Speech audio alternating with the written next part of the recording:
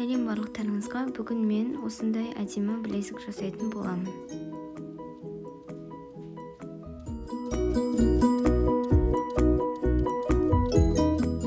Ол үшін мен 60 сантиметрдей лесканы қырқып алып, оған 4 моншақты кіргізетін боламын.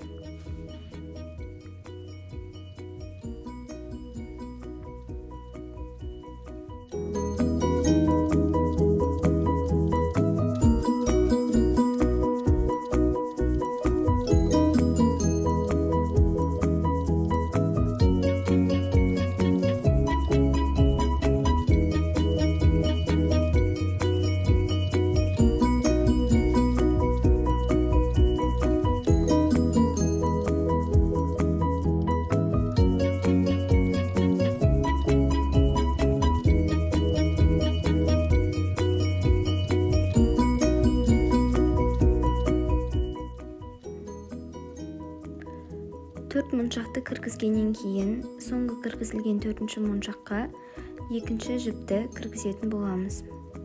Сол кезде екі жағынан лесканың екі шеті шығып тұрады. Содан соң лесканың бір жағына бір моншақ, ал екінші жағына екі моншақты кіргіземіз.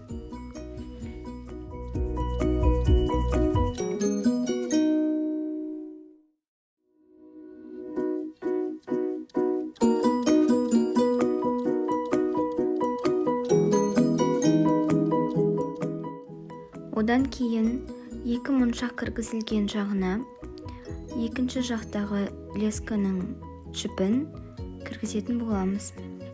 Сол кезде ол моншақтың екі жағынан екі жіп шығып тұратын болады.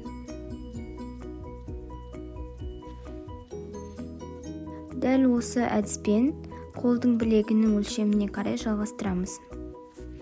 Міне осындай шықты. Енді бисерлермен жұмыс жасайтын боламыз. Бисерлермен жұмыс жасайтын болғандықтан, лескамыздың екі шетіне екі ине қадаймыз. Мен қызыл осындай бисерлерді қолдандым. 10 бисер саламыз. Бисерлердің санын моншақтың өлшеміне қарай өзгертуге болады. Видеода көрсетілгендей етіп, екінші тұрған жалғыз моншаққа 10 бисер салынған инемді кіргіздім. Осы әдіс арқылы жалғастыра береміз.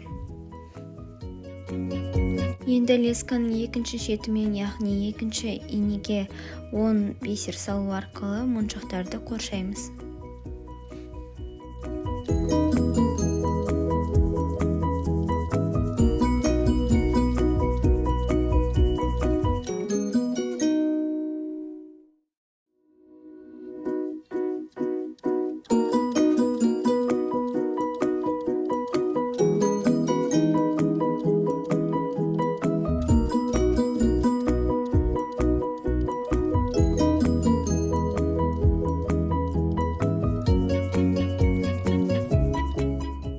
Міне осындай әдемі болып шығады. Енді үстінен қоршайтын боламыз. Оған да 10 бисер керек болады. 10 бисерді салып, видеода көрсетілгендей етіп, тағы да сол жалғыз тұрған екінші моншаққа инені кіргіземіз.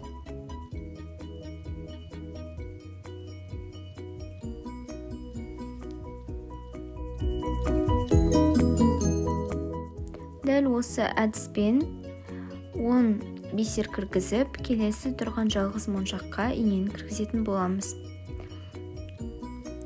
Және де екінші жағына да дәл осы жолмен қайталайтын боламыз.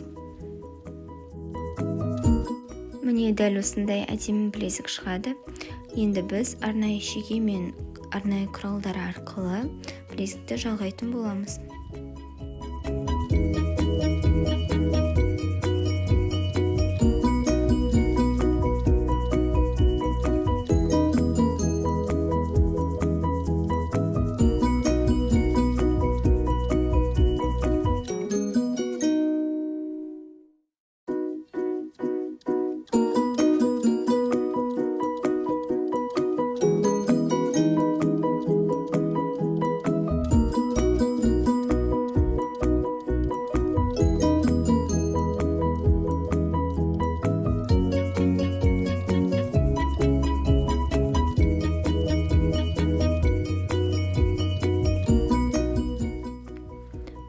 осындай әдемі білезік жасадым.